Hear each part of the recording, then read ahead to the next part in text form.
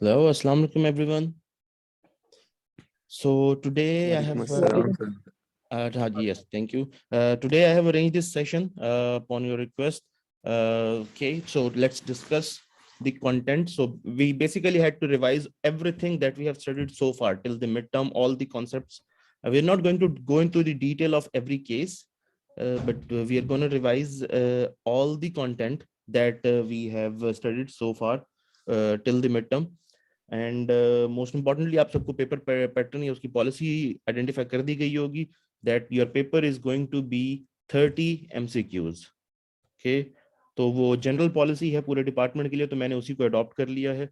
First I was thinking of a different pattern, then I just adopted the pattern जो कि department ने share किया है. So it's going to be 30 MCQs. Fine, moving forward. Now everything that we have covered so far, हम start कर लेते हैं अपने पहले कॉन्सेप्ट से जो फर्स्ट लेक्चर के अंदर हमने डिस्कस किया था, दैट वाज जी स्कोर. अब जी स्कोर को मैं डिटेल में पूरे केस में नहीं जाऊंगा, आपको सारा हमने डिस्कस कर लिया था thoroughly. What I am gonna tell you इसके Z score, you all know why Z score is used. ठीक है, Z score is basically used to identify whether a company is going to go into default और not, कि company bankrupt होने वाली है या नहीं. ठीक है, बेसिकली हम ये आइडेंटिफाई कर रहे हैं कि जी स्कोर से कि क्या ये company in the near future bankrupt हो सकती है. ओके, तो that is why we use a Z score. इसका फार्मूला आपके पास उधर पेपर में उसी के अंदर अवेलेबल है, हमने इसको थॉरली डिस्कस भी किया था. इसके कई फार्मूलाज हैं बिजनेस कंसर्न्स के अंदर. सर्विसेज के लिए डिफरेंट है, मैन्युफैक्चरिंग के लिए डिफरेंट है, बैंकिंग के लिए डिफरेंट है. So it depends on which sector are you studying this score for. Okay, तो सबका वेट डिफरेंट हो जाता है. तो बेसिकली 4 रेशोज हैं, उनके साथ डिफरेंट वेट्स असाइन करके जी स्कोर को यूज किया जाता है. और उसके हमने डिस्कस किया था कि जी स्कोर को उसने रिवर्स करके आइडेंटिफाई किया था किस तरह से आप क्या प्रॉब्लम है बिजनेस के अंदर जिसको रिजॉल्व करने की जरूरत है. ठीक है, आपको इसका फॉर्मूला याद करने की जरूरत नहीं है. ठीक है, ये मैं क्लैरिफाई कर दूं, जी स्कोर का फॉर्मूला याद करने की जरूरत या इसका स्टैंडर्ड याद करने की जरूरत आपको नहीं है. Moving forward, you just need to know कि what a Z score is. आपको अगर आइडिया है तो दैट्स फाइन. ठीक है, सिमिलरली अगर आप देखें तो हमने constantly required rate of return को डिस्कस किया होगा अपने कोर्स के अंदर. ठीक है, इसके बगैर हमारा कोर्स चल ही नहीं सकता. It is not possible to go with this course without the required rate of return. अब ये रिक्वायर्ड रेट ऑफ रिटर्न क्या चीज है? ठीक है, required rate of return is basically the return जो एक इन्वेस्टर डिमांड करता है फॉर delaying his spending. ठीक है, when I get an income I can just have two options, I can either spend it or I can save it. ठीक है,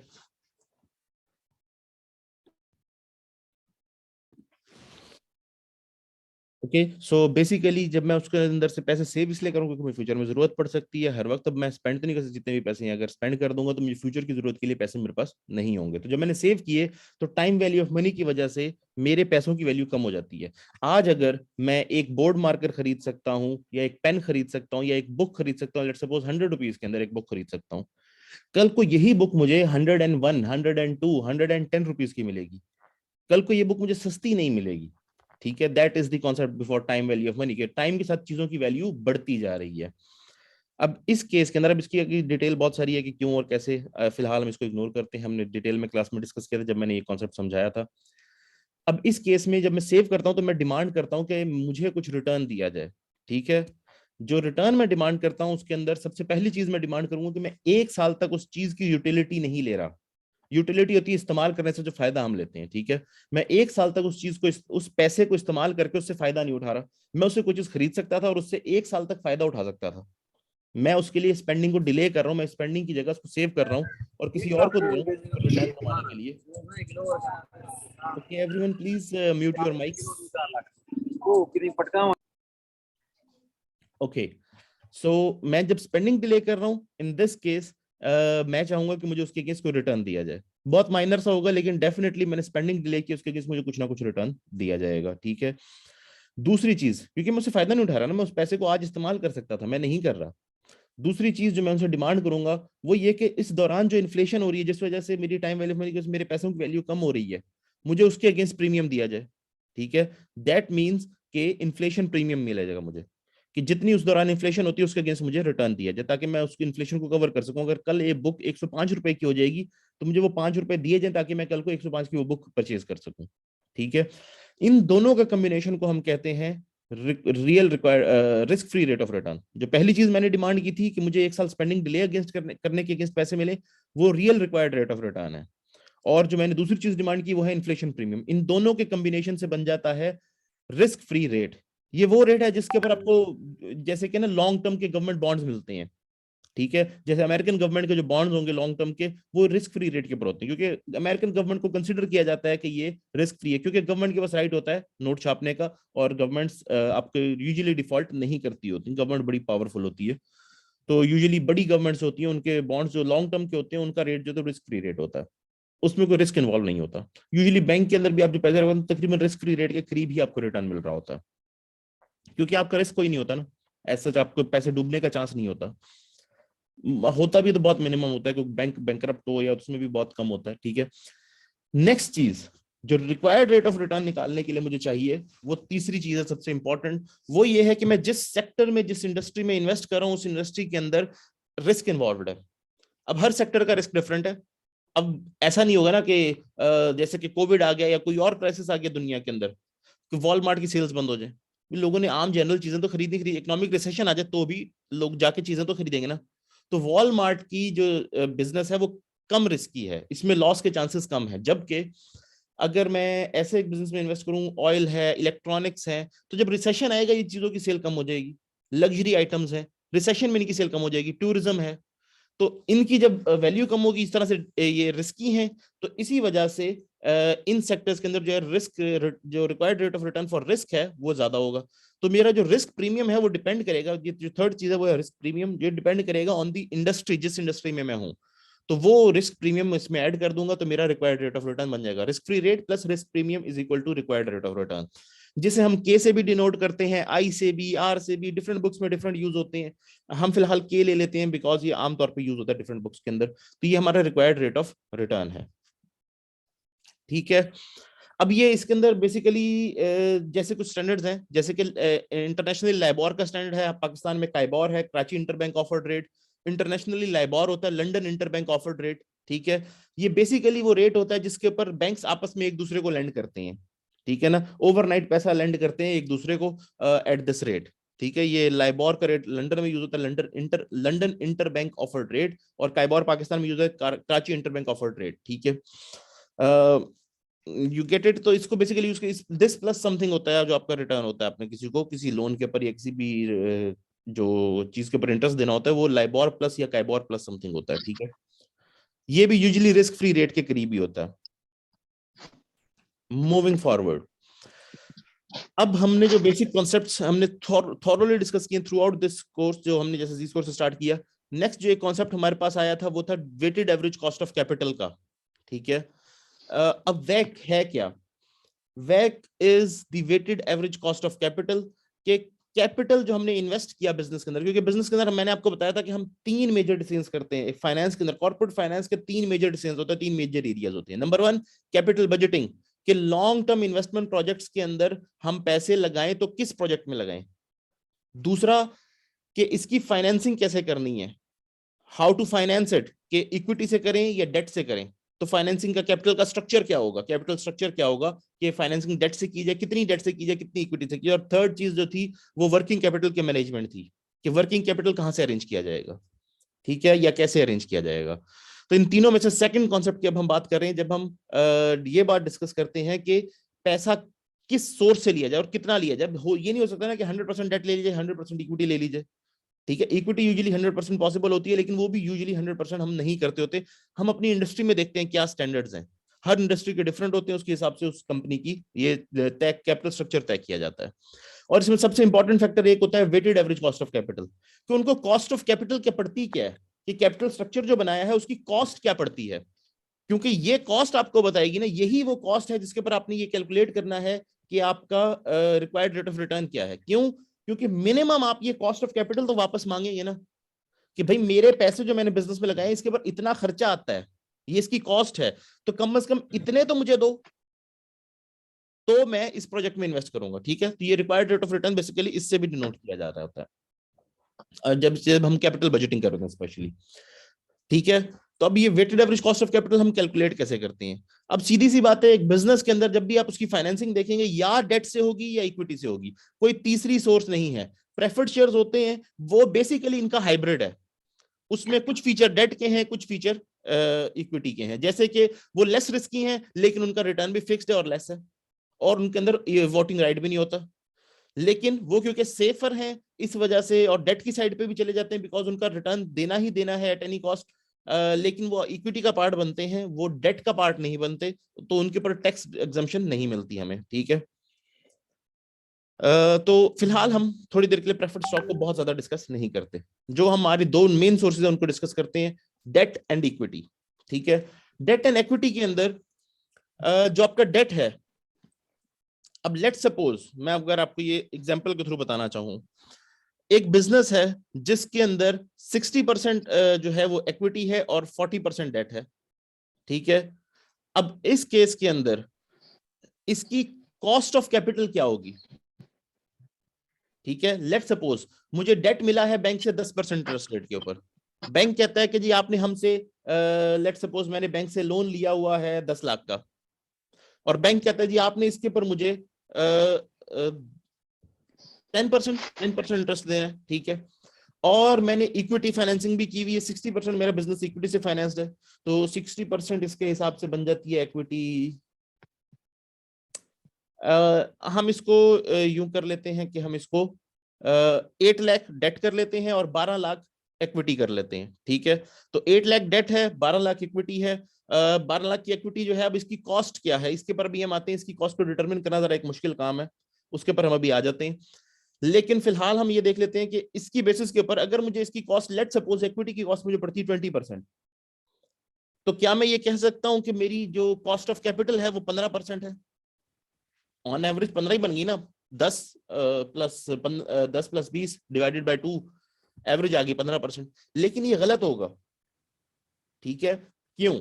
मैं अगर आपको कैलकुलेशन करके बताऊं, 8 लाख के ऊपर मुझे जो इंटरेस्ट पेमेंट करनी है वो बनती है 80,000। ठीक है, और 12 लाख के ऊपर जो मुझे इक्विटी को पेमेंट करनी है वो बनती है 24,000, आई थिंक 24,000, नहीं सॉरी, ये 80,000 बन गई थी ये 10% के हिसाब से, तो ये बन गई 12 लाख के ऊपर ये हो गई 1,20,000, 2,40,000, सॉरी 2,40,000 मुझे ये पेमेंट करनी है, 80,000 वो पेमेंट करनी है, टोटल हो गया 3,20,000। ठीक है, टोटल कैपिटलाइजेशन कितनी है?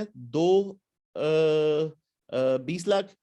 सो 3,20,000 मैंने पे करना है। This would be around, let's just calculate this,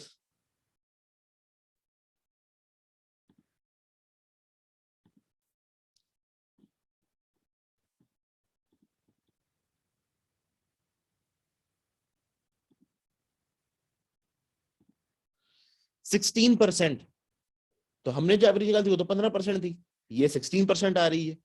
क्यों? सादा सी बात, क्योंकि हमने उसके अंदर इसके वेट को साइन नहीं किया था। भाई डेट 40% है, इक्विटी 60% है, हमने दोनों को जब एवरेज लिया तो 50-50 ले लिया। ये गलत था ना, हमें दोनों का वेट भी बताना है कि जी डेट 40% है, इक्विटी 60% है। इस वजह से हम weighted average cost of capital निकालते हैं, कि हम जो कॉस्ट ऑफ कैपिटल है उसकी जो एवरेज ले रहे हैं वो बेसिकली वेट की बेस के पर एवरेज ले रहे हैं, सादा एवरेज नहीं लेते। दो चीजें बराबर होना, हम सादा एवरेज ले लेते हैं। जैसे 2 सालों की एवरेज निकालनी है, ईयर 1 और ईयर 2 को प्लस करके डिवाइड बाय 2 कर लेते हैं, एवरेज आ जाएगी, क्योंकि दोनों बराबर हैं। यहाँ वेटेज बराबर नहीं है, डेट 40, डेट 50 होता, इक्विटी 50 होती है, ये ठीक रहता फॉर्मूला। लेकिन क्योंकि डेट 40 है और इक्विटी 60 है, तो इसलिए ये फॉर्मूला हम use, sorry about that, I think there was some internet problem. Moving back, okay, so मैं जल्दी जल्दी इसको कवर करने की कोशिश करूंगा ताकि दोबारा हमारे साथ इंटरनेट वाला इशू ना हो। सो इफ यू सी, ये अगर आप फॉर्मूला देखें, मैं इसके ऊपर जूम इन भी कर देता हूं आपके लिए। I hope you can read it well, just try to zoom this in. तो हम weighted average cost of capital calculate करते हैं। बेसिकली इसमें हम क्या करेंगे, डेट और इक्विटी का वेट ले लेंगे। अब डेट का वेट कितना था? 40%, तो ये हमारा वेट ऑफ डेट आ गया पहले। ठीक है, this is the weight of debt, WD से हमने इसको डिनोट कर दिया है, मल्टीप्लाइड बाय 1 - T, ये ब्रैकेट्स के अंदर है 1 माइनस टी, इसकी वजह मैं आपको अभी बताता हूं, ठीक है, मल्टीप्लाइड बाय के ऑफ डी, के अभी हमने डिस्कस किया रिटर्न था, रिक्वायर्ड रेट ऑफ रिटर्न था, ऑफ डेट है ये, इसलिए के ऑफ डी हमने कर दिया, इसे के डी से डिनोट कर रहे हैं इसे हम स्मॉल डी से, ठीक है। इसके अंदर बेसिकली जो हमने अभी भी डिस्कस किया, इस केस के अंदर 40% डेट है, तो वेट ऑफ डेट आ जाएगा 0.4। अगेन 40% को अगर हम न्यूमेरिकल्स में निकलना चाहें तो वो 0.4 आता है, मैंने डिस्कस ऑलरेडी क्लास में आपसे कर चुका हूँ। और 1 प्लस टी इसको ऐसे रहने फिलहाल, अगर ये हम इसको भी डिस्कस करते हैं डिटेल में। और के ऑफ डेट मैंने भी आपको बताया 10% है, तो 0.1 से हम इसको मल्टीप्लाई कर देंगे ये, ठीक है, प्लस वेट ऑफ इक्विटी, ठीक है, यहां अंदर मल्टीप्लाई हो रहा है, बाहर प्लस हो रहा है, ये चीज याद रखनी है आपने, क्यों, क्योंकि ये दो सेपरेट चीजें हैं, इनको ऐड करना है, इनको मल्टीप्लाई नहीं कर देना आपस में, ठीक है। Then comes in weight of equity, equity का वेट इस वक्त कितना है 60%, तो 0.6 and multiplied by the cost of equity, हमने कितनी अभी डिस्कस की थी 20%, तो 0.2 से इसको मल्टीप्लाई कर देंगे, ठीक है। अब अगेन ये कैसे कैलकुलेट होती है इसके बारे में आपको अभी डिटेल में शेयर करता हूं कि कॉस्ट ऑफ इक्विटी केई जो है ये हम कैसे कैलकुलेट करते हैं, ये अभी आगे डिस्कस होगा, लेकिन for now you just get the idea कि मैंने जो 20 का फिगर दिया उसको आप इसमें पुट कर सकते हैं। सिमिलरली अगर इसके अंदर प्रेफर्ड स्टॉक होते हैं तो वेट ऑफ प्रेफर्ड स्टॉक, ठीक है, multiplied by cost of preferred stock, ठीक है, इस वक्त नहीं है तो इसलिए हम इसको फिलहाल इग्नोर कर रहे हैं। बेसिक कैलकुलेशन का तरीका सादा है, 8 लाख मेरी डेट है ना, ठीक है, और मेरा टोटल कैपिटलाइजेशन 20 लाख की है, 12 लाख इक्विटी है, टोटल किया तो 20 लाख बनता है। तो वेट कैलकुलेट करने का सादा सा तरीका होता है, जितना डेट है, जैसे कि वेट ऑफ डेट कैलकुलेट करना है तो debt divided by total capitalization, 8 divided by 20, ये आपका वेटेज आ जाएगी, ये एग्जैक्टली 40% आएगी 0.4। सिमिलरली इक्विटी के लिए 12 डिवाइडेड बाय 20, ये आपकी इक्वल 60% के करीब ही आएगी, ठीक है। तो अब ये चीज, अब अंदर की चीज, ये जो 1 माइनस टी हमने किया था, 1 माइनस टी है टैक्स रेट, ठीक है, T is the tax rate, अगर 40% हम अज्यूम करते हैं टैक्स रेट है हमारा। होता क्या है, अगर आप डेट लेते हैं तो वो टैक्स डिडक्टेबल होता है, ठीक है। टैक्स डिडक्टेबल का मतलब ये है कि इक्विटी को जब आप पेमेंट करते हैं ना डिविडेंड्स की या वैसे पेमेंट करें तो वो टैक्स देने के बाद पेमेंट होती है, लेकिन डेट की पेमेंट जब होती है वो इंटरेस्ट की पेमेंट पहले कटती है और उसके बाद टैक्स चार्ज किया जाता है, ठीक है, ईबीआईटी होता है, पहले इंटरेस्ट कटेगा फिर टैक्स कटेगा। तो इंटरेस्ट इज टैक्स डिडक्टेबल, वो टैक्स में से माइनस कर सकते हैं एज अ कॉस्ट, ठीक है। तो उसकी वजह से हमें कुछ टैक्स में बेनिफिट मिलता है, ठीक है। लेट सपोज हमने कुछ हजार रुपए इन्वेस्ट किए, हमें 10,000 का प्रॉफिट आया, हमें 15,000 का प्रॉफिट आया, ठीक है, जिसके ऊपर से हमारी कॉस्ट ऑफ डेट बन गई 5,000, तो हमारे पास प्रॉफिट बच गया 10,000, जिसके ऊपर टैक्स लगा 40%, तो हमारे पास प्रॉफिट बचा 6,000, टैक्स कितना बना 4,000, ठीक है।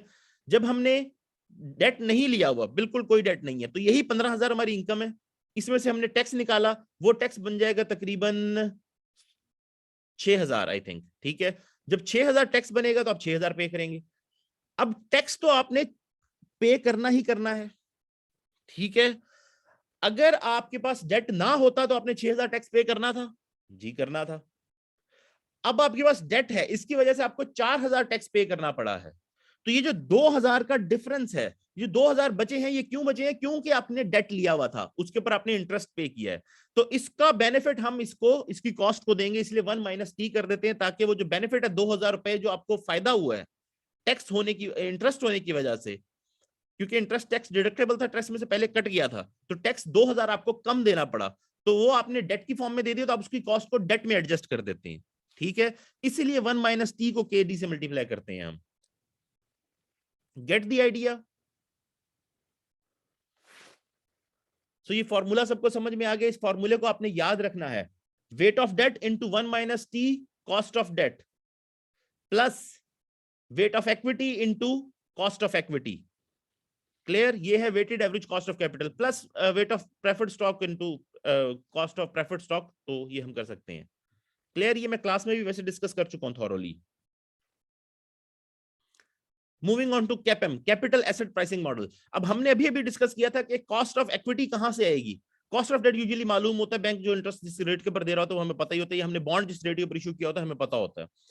Cost of equity is a tricky thing, cost of equity के अंदर बहुत सारे फैक्टर्स आ जाते हैं, ठीक है। अब कॉस्ट ऑफ इक्विटी कैलकुलेट करने के लिए डेफिनेटली एक तो आपकी अपॉर्चुनिटी। अब सर कॉस्ट ऑफ इक्विटी हम कैसे कैलकुलेट करें? इक्विटी का हमें पता थोड़ी है कि कितनी कॉस्ट आ रही है, हमारे पैसे हैं, मुझे उसके ऊपर कॉस्ट थोड़ी आ रही है, हमें तो जो प्रॉफिट मिलेगा वो हमारी रिटर्न होगा इसके ऊपर। But that is not the case. अगर आप इसी इक्विटी को कहीं और इन्वेस्ट करते तो क्या आपको कोई ना कोई रिटर्न ना मिलता इसके ऊपर? और कुछ भी नहीं बैंक में रख देते तो पैसे आते ना रिटर्न के ऊपर। तो आप मिनिमम उतना तो डिमांड करेंगे ना जो आपकी अपॉर्चुनिटी कॉस्ट आपने लूज की है। तो दैट इज जो अपॉर्चुनिटी कॉस्ट होती है बेसिकली वो आपकी कॉस्ट ऑफ इक्विटी के करीब हम इसको कैलकुलेट कर लेते हैं कि मिनिमम इतना, या इन्वेस्टर मिनिमम इतना डिमांड कर रहा है पैसे इस बिजनेस पे लगाने के लिए, अदरवाइज इससे कम तो उसे और जगह से भी मिल रहा है, या इतना उसको और जगह से मिल रहा है सेम रिस्क के साथ। अगर किसी और जगह पे वो इन्वेस्ट करे सेम रिस्क प्रोफाइल में तो इतना उसको मिल जाता है, तो कम से कम इन्वेस्टर कहते हैं इतना तो मुझे मिले। That is your cost of equity. ठीक है, इसे हम कैलकुलेट करते हैं कैपम से, कैपिटल एसेट प्राइसिंग मॉडल से, CAPM, कैपम, capital asset pricing model से। अब कैपिटल एसेट प्राइसिंग मॉडल का कैलकुलेशन क्या है? हम इसके अंदर चीज जो कैलकुलेट करते हैं वो होती है कॉस्ट ऑफ इक्विटी, K ऑफ E इसको हम कहते हैं। ठीक है, which is equal to risk free rate plus beta into risk market risk minus risk free rate. इसको हम जरा डिटेल के अंदर डिस्कस कर लेते हैं अभी। So if you have a question, you can ask. Otherwise, please turn off your mic. So capital asset pricing model, K of E. अब रिस्क फ्री रेट मैंने आपको बता दिया था कैसे कैलकुलेट करते हैं हम। ठीक है, रिस्क फ्री रेट वैसे भी अदरवाइज आपको रिस्क फ्री रेट कहां से मिल जाएगा? Long term government debt bond से, जो लॉन्ग टर्म 5 साल तो नहीं, अगर आप 10 साल का ले लें या 20 साल का ले लें, इससे कोई फर्क नहीं पड़ता 10 का लें 20 का लें। हमने क्लास में डिस्कस किया है, आपको पता है कि वो रफली at the towards the end वो सेम ही हो जाता है रेट ऑफ रिटर्न। तो it would be your risk free rate जो गवर्नमेंट बॉन्ड का लॉन्ग टर्म का होता है। ठीक है, लॉन्ग टर्म बॉन्ड 10 साल 15 साल 20 साल वाले का कोई किसी का भी ले लें, जो रिटर्न होगा वो आपका रिस्क फ्री रेट होगा। ठीक है, अब इसमें से हम इसको हम माइनस करते हैं मार्केट रिस्क में से। ठीक है, जो मार्केट रिस्क है इस वक्त इंडस्ट्री के अंदर, जो मार्केट के अंदर आम रिस्क है, हर बिजनेस को आमतौर पे मार्केट की वजह से फेस करना पड़ता है, वो मार्केट रिस्क है। ये वो है जो नॉन डाइवर्सिफाइबल रिस्क है, इससे आप बच नहीं सकते, ये हर किसी को फेस करना पड़ेगा। इकोनॉमिक रिसेशन आ जाए, ये हर किसी को फेस करना पड़ेगा। ठीक है, इस तरह से मार्केट के अंदर कोई और पॉलिटिकल इंस्टेबिलिटी आ जाए, ये सबको फेस करनी पड़ेगी। ठीक है, तो ये मार्केट रिस्क होते हैं। मार्केट रिस्क के अंदर से हम रिस्क फ्री रेट को माइनस कर देते हैं और उसको फिर मल्टीप्लाई करते हैं बीटा से। बीटा हमारा बेसिकली मल्टीप्लायर है जो ये बताता है कि हमारा रिस्क मार्केट रिस्क के मुकाबले कितने टाइम्स रिस्की है। तो ये नंबर ऑफ टाइम्स मल्टीप्लायर है ना बेसिकली। तो बेसिकली ये होता है कि ये हर कंपनी का डिफरेंट होगा, हर सेक्टर का, हर इंडस्ट्री का डिफरेंट होता है। ठीक है, तो आप बेसिकली ये देख लेते हैं कि हमारे इंडस्ट्री में क्या चल रहा है बीटा, ये अपना कैलकुलेट करते हैं हिस्टोरिकल डाटा की बेसिस के ऊपर कि हम मार्केट में जब रिस्क आता है तो हमारी कंपनी कितनी ज्यादा इफेक्ट होती है। जैसे आप प्राइस इलास्टिसिटी देखते थे कि प्राइस अगर ₹1 बढ़ी है तो क्या डिमांड लेट सपोज ₹10 कम हो जाएगी, ठीक है, या फिर ₹1 ही कम होगी, 10 यूनिट कम हो जाएगी या 1 यूनिट कम होगी। वो प्राइस इलास्टिसिटी होती है ना कि ज्यादा इलास्टिक है कम इलास्टिक। सेम यहां पर होता है, ये बीटा बेसिकली वो इलास्टिसिटी है, वो मल्टीप्लायर है जो ये बताता है कि जी मार्केट का रिस्क अगर 2% इंक्रीज हुआ तो हमारी कंपनी के लिए रिस्क ओवरऑल कितना इंक्रीज हो जाएगा। क्योंकि मैंने बताया था कुछ कंपनीज को कम फर्क पड़ेगा, कुछ को बहुत ज्यादा फर्क पड़ेगा। वॉलमार्ट को बहुत कम फर्क पड़ेगा, जबकि इलेक्ट्रॉनिक्स के डीलर्स को, लग्जरी कार मैन्युफैक्चरर्स को, टूरिज्म इंडस्ट्री को, एयरलाइंस को बहुत ज्यादा फर्क पड़ता है इन चीजों से। ठीक है, पेट्रोलियम सेक्टर को बहुत ज्यादा फर्क पड़ जाता है। इस वजह से उनका बीटा हाई होता है, क्योंकि मार्केट रिस्क तो सबके लिए सेम है, लेकिन बीटा से ये पता चलता है कि हमारे मुकाबले मार्केट में जो चीज जाता है उसका हम पर क्या इफेक्ट आता है, हमारे बिजनेस में जो रिस्कीनेस है उसके ऊपर क्या इफेक्ट आता है। ठीक है, तो हम इसके अंदर इसीलिए हमने रिस्क फ्री रेट निकाल दी है, क्योंकि रिस्क फ्री रेट तो सबके ऊपर बराबर है ना, इसके अंदर बीटा का कोई ताल्लुक नहीं है। तो इसको अगर हम बीटा से मल्टीप्लाई कर देते मार्केट रिस्क को डायरेक्टली तो हमारा फिगर गलत आता, इसीलिए हमने रिस्क फ्री रेट को पहले सेपरेट कर दिया, सिर्फ मार्केट रिस्क उठाया जो आम हर बिजनेस को फेस करना पड़ता है, और उसको फिर अपनी कंपनी के अंदर जो हमारे सेक्टर में रिस्क है उससे मल्टीप्लाई करके देखा कि ओवरऑल हमारा रिस्क कितना है, और फिर उसमें वापस हमने रिस्क फ्री रेट ऐड कर दिया, क्योंकि रिस्क फ्री रेट के बगैर हमारा रिक्वायर्ड रेट ऑफ रिटर्न नहीं बन सकता ना। निकालना जरूरी इसलिए था क्योंकि अगर हम उसको मल्टीप्लाई कर देते तो हमारा फिगर गलत हो जाता है, हम अपने मल्टीप्लायर से रिस्क फ्री रेट को भी मल्टीप्लाई कर रहे होते, जबकि वो स्टेबल है, वो सबके लिए सेम है। इसी तरह से मार्केट रिस्क भी सबके लिए सेम है, वो मार्केट रिस्क के आपको स्टैटिस्टिक्स बड़े इजीली मिल जाते हैं, उसको आप बीटा से मल्टीप्लाई करते हैं। ये है आपका बीटा, वो चीज होती है जो बताता है आपकी कंपनी कितनी रिस्की है, आप कितने रिस्की हैं। तो ये आपको दे देगा आपकी कंपनी का रिस्क, जो रिस्क प्रीमियम बनता है बेसिकली, और इसमें आप रिस्क फ्री रेट ऐड कर देंगे तो आपका कॉस्ट ऑफ इक्विटी निकल आती है, जो हम कैपिटल एसेट प्राइसिंग मॉडल कहते हैं इसे, ठीक है, के ऑफ ई कह लें, कैपिटल एसेट प्राइसिंग मॉडल या required basically of return on equity. I hope you get it. Moving forward, dividend discount model, DDM हम इसको कहते हैं। अगेन ये फॉर्मूला आपको आना चाहिए और ये चीजें याद रखें, कहां प्लस हो रहा है कहां मल्टीप्लाई हो रहा है। If you see risk free rate के अंदर हम बीटा प्लस कर रहे हैं, beta into risk market risk minus risk free rate, जबकि बीटा मल्टीप्लाई हो रहा है market risk minus risk free rate से। तो ये फॉर्मूलाज आपको अच्छे से आने चाहिए। ओके, मूविंग फॉरवर्ड, हम इनकी कैलकुलेशंस क्लास में कर चुके हैं, आप थॉरली इसको देख चुके हैं कि हमने इसको एक्चुअली वर्क करके भी देख लिया है, ठीक है। डिविडेंड डिस्काउंट मॉडल, ठीक है, डीडीएम, बेसिकली ये होता है कि हम कैलकुलेट करना चाहते हैं कि हमारे शेयर की वैल्यू कितनी है, हमारी किसी चीज की वैल्यू कितनी है, हम किसी चीज की वैल्यू कैलकुलेट करना चाहते हैं, ठीक है। तो इसके अंदर तीन बेसिकली मॉडल्स हैं कि इस चीज की वैल्यू कितनी होनी चाहिए, ये हमने किस प्राइस के पर इस शेयर को परचेज करना है। तो एक शेयर होता है जो जीरो ग्रोथ मॉडल के थ्रू हम कैलकुलेट करते हैं, जिसके अंदर ग्रोथ नहीं है, उनका डिविडेंड सेम रहता है हर साल, कोई ग्रोथ नहीं है सच, लेकिन क्योंकि ये परपेचुटी है, इनकी लाइफ इनफाइनाइट है, हमारे पास ये नहीं पता कि 5 साल बाद ये कंपनी बंद हो जाएगी, 10 साल बाद बंद होगी, या लाइफ टाइम अब 200-300-1000 साल चलती रहेगी, या मैं कितने साल होल्ड करूंगा इनके शेयर्स को। इसलिए इसको हम कहते हैं जीरो ग्रोथ, के इसके अंदर ग्रोथ, इसको हम कहते हैं कि ये परपेचुटी है, सॉरी परपेचुटी की। अब ये तीन मॉडल्स हैं जिसके थ्रू इनकी वैल्यू कैलकुलेट की जा सकती है। पहला है जीरो ग्रोथ, जहां पर आपको पता है डिविडेंड ग्रो नहीं होना, उतना ही मिलना जितना पिछले साल से मिलता है। कंपनी हर साल 5 रुपए पर शेयर डिविडेंड देती है, वो देगी, चाहे लॉस हो चाहे प्रॉफिट हो चाहे जो भी हो, ठीक है। उन्होंने डिसाइड किया 5 रुपए पर शेयर हमने देना है, तो आपको पता है उन्होंने यही देना है, तो आप डिविडेंड को डिवाइड कर देते हैं by the required rate of return, तो आपको उसका पता चल जाता है कि आज की क्या प्राइस आपको पे करनी चाहिए। सिमिलरली सेकंड है गॉर्डन ग्रोथ मॉडल या कांस्टेंट ग्रोथ मॉडल।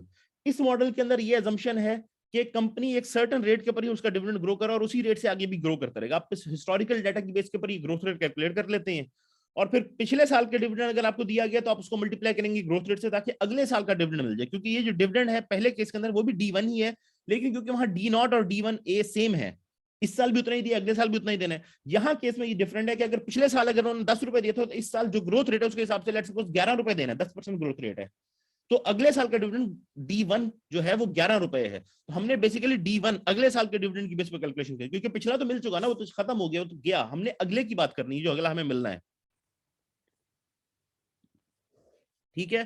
तो हम D1 कैलकुलेट करेंगे, D0 को G से मल्टीप्लाई करके, अदरवाइज हमें D1 दिया हुआ होगा तो हम D1 से डिवाइड कर देंगे by R minus G, required rate of return minus G, जिसको हम K भी कह रहे हैं यहाँ पर, ठीक है। अब इस केस के अंदर ये मॉडल तब तक ही चलेगा जब तक R is greater than G। जैसे ही R लेस देन G हो जाएगा तो ये फॉर्मूला काम नहीं करेगा। Then comes in variable growth model, ये बहुत कॉम्प्लिकेटेड है, इसके अंदर बेसिकली डिफरेंट पीरियड्स के डिफरेंट ग्रोथ रेट होता है, उसके हिसाब से हम कैलकुलेशन करते हैं, फिर एंड के ऊपर एक ही रेट के ऊपर हम कैलकुलेशन कर देते होते हैं। ये मैं आपसे शेयर कर दूंगा, आप इसको स्टडी कर सकते हैं, हमने क्लास में इसको डिस्कस किया हुआ है। मूविंग फॉरवर्ड, प्रेजेंट वैल्यू और फ्यूचर वैल्यू मैंने आप सबसे पूछा था, आपको निकालनी आती है, क्योंकि अब हम इस तरफ इस टॉपिक के ऊपर आ जाएंगे कि प्रेजेंट वैल्यू क्या होती है, फ्यूचर वैल्यू क्या होती है। तो बेसिकली क्योंकि मुझे एक प्रोजेक्ट है, मुझे एक लेट्स सपोज बॉन्ड है, मैंने बॉन्ड वैल्यूएशन के साथ ही आपको बता दूं, ये एक बॉन्ड है मेरे पास जिसकी आज वैल्यू 1000 रुपए है, 5 साल बाद ये मैच्योर होगा, 10% इसके ऊपर रिक्वायर्ड रेट ऑफ रिटर्न है, जिसका मतलब हर साल ये मुझे 100 रुपया देगा 5वें साल तक, और 5वें साल ये मुझे 100 के साथ 1000 रुपया जो मैंने लगाया था वो भी वापस कर देगा।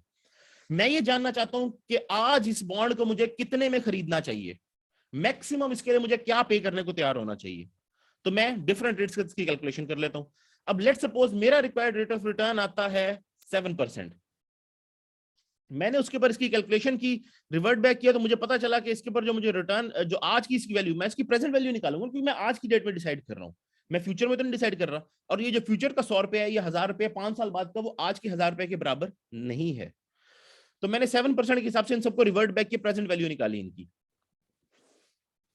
सबकी 100 100 100 100 100 और फिर 1000 की, और ये प्रेजेंट वैल्यू आ गई लेट्स सपोज कितनी आ गई, लेट्स सपोज आ गई 1123 रुपए।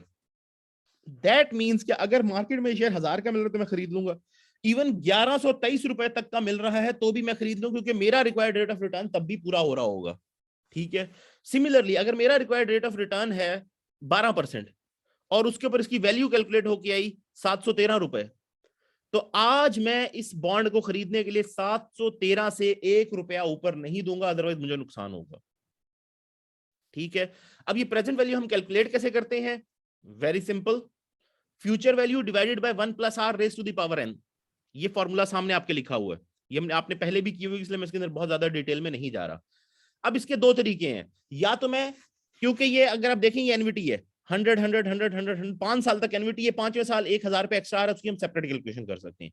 तो ये कर सकता हूँ 100 divided by 1 point, let's suppose जो भी मेरा आर है 0.7 हमने किया 0.07, दैट मींस के 7% है, raise to the power N 1 first year का, देन सेकंड ईयर का वही पावर 2 हो जाएगी, थर्ड ईयर का सेम पावर 3 हो जाएगी, फोर्थ ईयर के अंदर पावर 4 और फिफ्थ ईयर में पावर 5 हो जाएगी।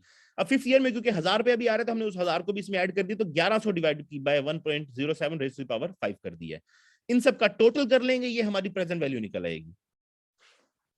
एक और तरीका इसको करने का ये है कि आप, क्योंकि ये एनवीटी है तो आप इसको एनवीटी की तरह ट्रीट कर लें। तो पेमेंट हमारी ये 100 रुपया है जो हमें इस साल में first year, second year, third year 5 साल में बराबर मिल रही है, वो 100 रुपया पेमेंट है, multiplied by PVIFA, present value interest factor NVT. ये अगेन टेबल सही देखना है आपने, present value interest factor NVT का टेबल देखना है। उस टेबल में आप चले जाएंगे 7% के ऊपर 5 सालों का जो फैक्टर आपका है, उस फैक्टर से इसको मल्टीप्लाई कर देंगे तो आपका ये आंसर आ जाएगा। 5 सालों की सेपरेट कैलकुलेशन आपको नहीं करनी पड़ेगी। लेकिन हाँ, इसमें 1000 रुपए की क्योंकि कैलकुलेशन नहीं हुई, आपको सेपरेटली प्रेजेंट वैल्यू के थ्रू करनी है। That means 1000 divided by 1.07 raise to the power of 5। अब इसमें 1100 नहीं करना क्योंकि वो 100 की कैलकुलेशन हमने उसमें कर ली है पेमेंट के अंदर। अगर इसको 1100 करते हैं तो फिर वहां पेमेंट के अंदर 4 सालों की कैलकुलेशन करेंगे, 5 की नहीं करेंगे फिर। ठीक है, तो उसकी बेसिस के ऊपर ये हमारा आंसर आया। ठीक है, हमने इसको कैलकुलेट किया, ये हमारा आंसर आया 1123 रुपए। तो 7% अगर मेरा रिक्वायर्ड रेट ऑफ रिटर्न होगा तो 1123 रुपए तक मैं इसकी पेमेंट कर सकता हूं। अगर मेरा रिक्वायर्ड रेट ज्यादा होगा तो मैं कम पेमेंट करूंगा। ठीक है, अगर हमने फ्यूचर वैल्यू कैलकुलेट, जैसे कि ये प्रेजेंट वैल्यू का formula, present value is equal to future value divide by 1 plus R raise to the power N. ठीक है, सॉरी यहाँ पर 1 प्लस आर में से 1 मिसिंग है, यहां पर ये लिखा हुआ है सही से, आप इसको देख सकते हैं। अगर मैं इसको यूं करना चाहूं कि मैं फ्यूचर वैल्यू निकालना चाहता हूं, प्रेजेंट वैल्यू मेरे पास गिवन है, तो इन दैट केस इस फॉर्मूला को हम जैसे मैथ्स में करते हैं, ये जो नीचे डिवाइड हो रहा है ये यहां जाके मल्टीप्लाई हो जाएगा। ठीक है, so future value is equal to present value into 1 plus R raise to the power N, that's it. ठीक है, तो इसी तरह से future value present value calculate कर सकते हैं। Let's move forward. Future value present value calculate हो गई, अब हम जरा एनपीवी और आईआरआर को डिस्कस कर लेते हैं। ठीक है, कैपिटल बजटिंग का बेसिकली कॉन्सेप्ट है ये NPV IRR. NPV is the net present value. ठीक है, बेसिकली नेट प्रेजेंट वैल्यू क्या चीज होती है? ये नेट वैल्यू होती है जो प्रेजेंट वैल्यू कैलकुलेट की होती है हमने। बेसिकली हम इनिशियल इन्वेस्टमेंट माइनस कर देते हैं, जो फ्यूचर जो प्रेजेंट वैल्यू कैलकुलेट की होती है हमने बाकी सारी इन्वेस्टमेंट्स की। तो इसका मतलब क्या है? Present value of all future cash flows. ठीक है, कि फ्यूचर में जितने कैश फ्लोज आएंगे उनकी present value minus the initial investment. ठीक है, तो minus initial investment plus future value divide by 1 plus R raise to the power N, ये जहां तक होगा वो चलता जाएगा, जितने भी सालों का प्रोजेक्ट होगा उसके हिसाब से। ठीक है, या फिर इसको हम कह सकते हैं net present value is equal to present value of all future cash flows minus initial investment, या फिर माइनस इनिशियल इन्वेस्टमेंट क्योंकि वो पहले ही माइनस हो रही है पहले साल में, और प्लस जो फ्यूचर वैल्यूज आ रही हैं डिफरेंट सालों के अंदर, divided by 1 plus R raise to the power N करते जाएंगे जितने जितने सालों की आ रही है। लेट्स सपोज एक हमने वो जो केस डिस्कस किया था क्लास के अंदर, ये उसकी कैलकुलेशन मैंने यहां पर करके दी हुई है स्टूडेंट्स को। तो यहाँ पर हमारी इनिशियल इन्वेस्टमेंट थी 2000 तमाम प्रोजेक्ट्स की, और ये 1 साल का प्रोजेक्ट था, इसकी लाइफ 1 साल थी, तो ये 2200 रुपए अगले साल में दे रहा था, डिवाइडेड बाय 1 प्लस 1, अगर 10% हमारा रिक्वायर्ड रेट ऑफ रिटर्न है, रेज टू द पावर, क्योंकि उस केस में 10% था, रेज टू द पावर 1 क्योंकि 1 ईयर है और इससे अगले सालों में कोई क्योंकि कैश फ्लो नहीं आ रहा, तो हमने जब इसका टोटल किया तो इसकी प्रेजेंट वैल्यू आई 2000 माइनस हो गया 2000, तो उसमें से बचा 0, तो इस प्रोजेक्ट से हमें कुछ नहीं बचता, एनपीवी इज इक्वल टू 0। तो क्या हम इस प्रोजेक्ट को एक्सेप्ट करेंगे या नहीं? यस, हम इस प्रोजेक्ट को एक्सेप्ट करेंगे, ये हम क्लास में डिस्कस कर चुके हैं। क्यों? क्योंकि अगर एनपीवी 0 भी हो तो भी वो प्रोजेक्ट हमारा रिक्वायर्ड रेट ऑफ रिटर्न पूरा कर रहा है, इसलिए हम एनपीवी की बेस के ऊपर इस प्रोजेक्ट को एक्सेप्ट कर लेंगे। हाँ, 0 से कम होगी तो हम एक्सेप्ट नहीं करेंगे एट एनी कॉस्ट, 0 से ज्यादा होगी तो हम एक्सेप्ट कर लेंगे फॉर श्योर, क्योंकि इतने रुपए टर्म्स के अंदर ये हमारे बिजनेस की वैल्यू में आज की डेट में इजाफा कर रहा है। लेट्स सपोज ये वैल्यू आती 2200 रुपए, लेट्स सपोज, तो आज की डेट में ये हमारे बिजनेस की वैल्यू में 200 रुपए का इजाफा कर रहा था। अब ये 0 है, इसका मतलब ये बिजनेस की वैल्यू में इजाफा तो नहीं कर रहा, लेकिन जो मेरा minimum required rate of return है वो मुझे जरूर दे रहा है, क्योंकि हमने इसके अंदर रिक्वायर्ड रेट ऑफ रिटर्न डाल दिया ना, तो वो हमें हमारा minimum required rate of return दे रहा है, तो हम इस प्रोजेक्ट को लगा सकते हैं। Then we move on to another calculation जिसके अंदर हमारे पास 3 सालों की रिटर्न थे, ठीक है। तो 2000 हमारे पहले साल में लगा, और पहले साल के एंड के ऊपर जो जीरो टाइम पीरियड पे लगा 2000, पहले साल के एंड पे हमें मिला 1666, अगले साल के एंड के ऊपर 334, और उससे अगले साल 165। अगेन सादा सी कैलकुलेशन है, पहले साल के लिए हम करेंगे 1666 divide by 1.1 raise to the power 1, अगले साल के लिए हम करेंगे 334 divide by 1.1 raise to the power 2, plus again अगले साल के लिए 165 divide by 1.1 raise to the power 3।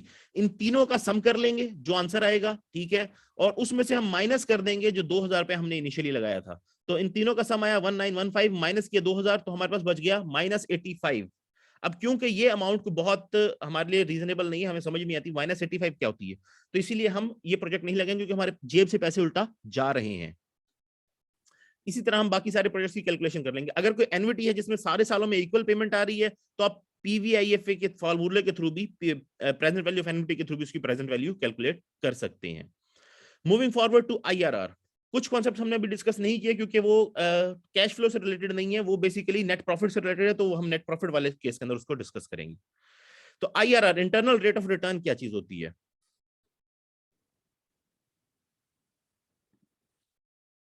Internal rate of, क्योंकि एक ही मिनट रहेगा, मैं जल्दी से इसको कवर करने की कोशिश करूंगा। इंटरनल रेट ऑफ रिटर्न वो रिटर्न है जिसके ऊपर एनपीवी जीरो हो जाए, वो रेट ऑफ रिटर्न जिसके ऊपर एनपीवी जीरो हो जाए। बेसिकली हमने 10% पे कैलकुलेट किया था, तो ये एनपीवी जीरो हो गई थी। दैट मीन इस प्रोजेक्ट का एनपीवी जीरो, आईआरआर जो है वो 10% है। अगर हम इस प्रोजेक्ट को देखें तो इसके अंदर क्योंकि माइनस में फिगर आ रहा है, इसका मतलब है इसका जो आईआरआर होगा वो 10 से कम होगा, क्योंकि माइनस में है ना, तो रिड्यूस करना पड़ेगा। तो 10 से कम 9 हो सकता है, 8 हो सकता है, 7 हो सकता है, उसके ऊपर हम कैलकुलेशन करेंगे, जिसके ऊपर ये एनपीवी जीरो के करीब पहुंच जाएगा, हम कहेंगे ये इस प्रोजेक्ट का आईआरआर है, ठीक है। सिमिलरली अगर किसी प्रोजेक्ट के आंसर पॉजिटिव में आ रहा है, जैसे कि यहाँ पर कुछ का एनपीवी ये देखिए पॉजिटिव में आ रहा है, इसका एनपीवी पॉजिटिव में आ रहा है, इस प्रोजेक्ट का इसका पॉजिटिव में आ रहा है, तो इसका आईआरआर जो होगा वो 10 से ज्यादा होगा। 10 से ज्यादा 11 पे कैलकुलेट किया, इसका लेट्स सपोज एनपीवी जीरो के करीब पहुंच गए, तो हम इसको 11 कर देंगे। इसका भी 11 के करीब हो रहा है, इसका भी 11 के करीब हो रहा है, इसका 10 के करीब हो रहा था, इसका 12 के करीब, इसका 12 के करीब, ठीक है। जिसके ज्यादा करीब हो आप उसके करीब ले, एग्जैक्ट फिगर देने की आपको जरूरत नहीं है कि जी 11 पॉइंट समथिंग है, तो आप दे सकते हैं। इन दोनों में से अगर हमने डिसीजन करना हो कि एनपीवी की बेस पे करें या आईआरआर की बेस पे, कभी कभी कॉन्फ्लिक्टिंग रैंकिंग आ जाती है, एक प्रोजेक्ट कहता है ये करो, दूसरा कहता है ये करो, तो आप एनपीवी की बेस के ऊपर डिसीजन करेंगे, ठीक है। एकेडमिक स्टूडेंट्स को बेटर समझते हैं। और अगर म्यूचुअली एक्सक्लूसिव प्रोजेक्ट है, दैट मींस कि एक प्रोजेक्ट लगेगा तो दूसरा नहीं लगाया